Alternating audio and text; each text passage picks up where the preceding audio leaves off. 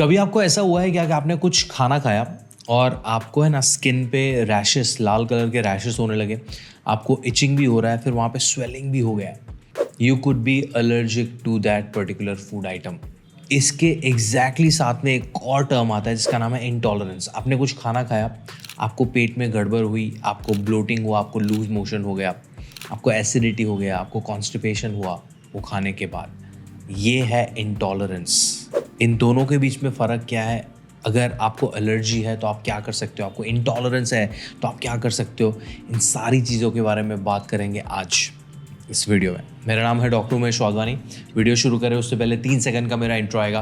फट से channel subscribe करो, बेल आइकन दबाओ एंड याद करके चैनल सब्सक्राइब करो। बिकॉज ये स्क्रीनशॉट देखो, पिछले 1 महीने में सब लोगों ने वीडियो तो देखे हैं पर 78% से ज़्यादा लोगों ने सब्सक्राइब ही नहीं किया। बाबा फ्री है, आपको अगर ये वीडियो हेल्पफुल हो रहा है तो कुछ जा नहीं रहा है। इनफैक्ट फ़ायदा ये होगा कि मैं हर हफ्ते जब वीडियो रिलीज़ करता हूँ तो आपको सबसे पहले पता चलेगा। Do that. चलो बात करते हैं एलर्जीज और इंटॉलरेंस के बारे में। Okay cool. सबसे पहले एलर्जीज देखो, एलर्जीज जो है ना वो आपकी बॉडी का इम्यून रिस्पॉन्स है। मतलब हमारी बॉडी की जो रोग प्रतिकारक शक्ति है, जो हमारा चौकीदार है, क्या कर रहा है बताएं? चौकीदार थोड़ा सा ओवर रिएक्ट कर रहा है। मतलब बाकी के टाइम पे एब्सोल्युटली ओके, ऐसे डस्ट अंदर जा रहा है, कोई खाना अंदर जा रहा है तो उसको कोई प्रॉब्लम नहीं पड़ा। अचानक से कोई एक पर्टिकुलर खाने को लेके वो ओवर रिएक्ट करना शुरू कर देता है। हमारी बॉडी में एंटीबॉडीज प्रोड्यूस होते हैं जो वो खाने के एंट्रेंस से इम्यून रिस्पॉन्स रिएक्ट करते हैं, क्रिएट करते हैं, जहाँ पे हमारी बॉडी में रिलीज होता है हिस्टामिन करके एक केमिकल, जो आपको वो सारे सिम्टम्स देता है जो मैंने अभी बताया। रैशेस हो गया, इचिंग हो गया, स्वेलिंग हो गया। इन सम केसेस वो स्वेलिंग जो है वो इतना एक्सटेंसिव हो जाता है, आपका एयरवे भी स्वॉलन हो जाता है। बहुत बार आपको सांस लेने में दिक्कत हो जाती है। इसको बोलते हैं एनाफाइलेटिक शॉक, जहाँ पे इंसान की डेथ भी हो सकती है। इसलिए allergy is a very critical condition. इसको हमें इग्नोर बिल्कुल ही नहीं करना चाहिए और इसको अच्छे से मैनेज करना चाहिए। क्या करना है मैनेजमेंट के लिए, will talk about it. But in comparison intolerances on the other hand is कि आपने कुछ खाना खाया और आपको खाना खाने के बाद कुछ डाइजेस्टिव इश्यूज हुए, जैसे कि ब्लोटिंग हो गया, एसिडिटी हो गया, लूज मोशन हो गया, पेट में दर्द हुआ। उसका मतलब ये है कि आपने जो खाना खाया है वो खाना सही से डाइजेस्ट नहीं हुआ है, वो पचा नहीं है। आपकी बॉडी या तो एंजाइम नहीं क्रिएट कर पाई उसको तोड़ने के लिए, या तो आपके डाइजेस्टिव ट्रैक्ट में कुछ तो इशू है जिसकी वजह से वो खाना सही से पचा नहीं पा रही, जिसको बोल रहे हैं हम इनटॉलरेंस, जैसे कि लैक्टोज इंटॉलरेंस। बहुत ज़्यादा लोग after a certain age lactose से इंटॉलरेंट हो जाते हैं, बिकॉज लैक्टोज को तोड़ने के लिए, दूध में जो शुगर है लैक्टोज, उसको तोड़ने के लिए हमारे बॉडी में जो एंजाइम चाहिए लैक्टेज, वो हमारी बॉडी प्रोड्यूस करना बंद कर देती है आफ्टर अ सर्टन एज। तो आप लैक्टोज नहीं पचा पाओगे। इसी तरीके से बहुत सारे लोग दूसरी भी, जैसे ग्लूटेन नहीं पचा पाते कुछ लोग डेयरी एंड इन लार्ज नहीं पचा पाते, कुछ लोग राइस सही से नहीं पचा पाते। So different people get intolerances from different things. अभी ये जो इंटॉलरेंस है वो डोजेज मैटर करता है वहाँ पे। Even if you are a lactose intolerant, आप 150 ml तक का दूध या दूध के आइटम ले सकते हो। उससे ज़्यादा लिया तो आपको इंटॉलरेंस के सिम्टम्स आएंगे। But when it comes to allergy, छोटे से छोटा अमाउंट भी एलर्जिक रिस्पॉन्स क्रिएट कर सकता है। दूसरा, एलर्जिक रिस्पॉन्स अलग अलग इंसानों में अलग अलग लेवल का होता है, तो आपको वो लेवल अपने लिए आइडेंटिफाई करना पड़ेगा और वो एलर्जन से दूर रहना पड़ेगा। बिकॉज एज आई सेड कि वो एनाफाइलेक्टिक शॉक तक ले जा सकता है, जहाँ पे इंसान की डेथ भी हो सकती है। तो you have to manage allergy in a very serious manner. रही बात इन दोनों के डायग्नोसिस की कि आपको पता कैसे चलेगा, देखो फर्स्ट तो सिम्टम्स। अगर आपको कोई खाना खाने के बाद डाइजेस्टिव इशू आ रहा है तो आपको इंटॉलरेंस का इशू है। आपको इम्यून रिस्पॉन्स आ रहा है, रैशेस, इचिंग, स्वेलिंग वगैरह, तो आपको एलर्जी का प्रॉब्लम है। इन दोनों के डायग्नोसिस के लिए you should consult N MD medicine doctor first.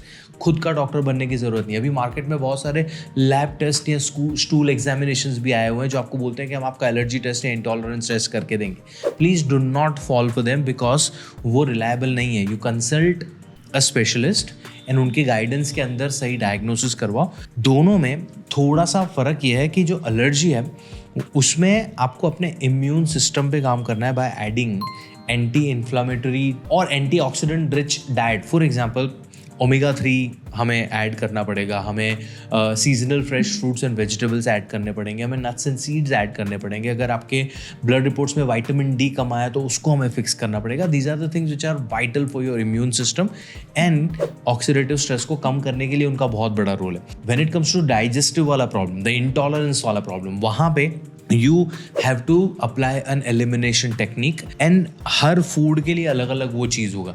So पहले तो एलिमिनेशन टेक्निक अप्लाई करके आपको चीज़ें अवॉइड करना शुरू करना पड़ेगा। जो भी चीज़ें आपको इंटॉलरेंस दे रही है उन सारी चीज़ों को तुम्हारी डाइट में से हटाना पड़ेगा। वाइल उसको रिमूव किया, लेट्स से आपको गेहूं की प्रोडक्ट से इंटॉलरेंस हो रहा है, राइट? तो आपने 12 हफ्ते के लिए गेहूं नहीं खाने का मन बना लिया, आपने बोला कि अब 12 हफ्ते तक हम नहीं खाएंगे, but while you are doing that आपको बाकी की डाइट ठीक करनी पड़ेंगी जो आपके गट को रिजॉल्व करेंगी। तो गट हेल्थ पे हमने एक अलग से वीडियो बनाया, चेक दिस आउट। यहाँ पे हमने डिटेल में बताया कि आपके गट हेल्थ को आप बेहतर कैसे कर सकते हो, बट जब तक आप 3 महीने के लिए अब एलिमिनेट किया है तब तक आपको गट को हील करने के लिए सारी चीज़ें लगेंगी एंड देन धीरे धीरे वो चीज़ को वापस से ऐड करना पड़ेगा जिससे आपको लग रहा है कि आपको इंटॉलरेंस है। वेयर इज एलर्जी में you might have to stay away from that allergen, जो चीज़ आपको एलर्जिक रिस्पॉन्स दे रहा है throughout the life. You may have to take anti allergic medicines throughout the life. You may have to carry EpiPen, जो epinephrine का pen होता है, जो आपको एनाफाइलेटिक शॉक आया है। फॉर एग्जांपल बहुत सारे लोगों को पीनट से एलर्जी होती है, इतना स्ट्रांग होता है कि आपको वो स्वेलिंग या लाइफ थ्रेटनिंग सिचुएशन आ जाती है तो आपको EpiPen का इंजेक्शन लगाना पड़ सकता है। तो you have to be more vigilant. As I said, it entirely depends on how intense your allergy is. So this video is about making you aware and educate you about the difference between allergy and intolerance. I don't want you to follow a YouTube video and think कि मैं YouTube video देख के मेरे allergy या intolerance का treatment करूँगी, नहीं होगा। इनफैक्ट कोई भी हेल्थ कंडीशन का ट्रीटमेंट आप YouTube वीडियो देख के मत करो। आप YouTube से नॉलेज लो, अंडरस्टैंड करो कि ये कंडीशन क्या होती है, क्यों हो रही है, आपके क्या क्या स्टेप्स होने चाहिए। तो आपके स्टेप्स क्या होने चाहिए? First, consult a doctor to understand what it is. Second, go on the right path with the diagnosis. Allergy है तो हमें चीज़ें अलग से करनी पड़ेंगी, इंटॉलरेंस है तो अलग से करना पड़ेगा। If you want to sit with me और my team and talk about your condition, consultation की डिटेल्स में छोड़ रहा हूँ डिस्क्रिप्शन में।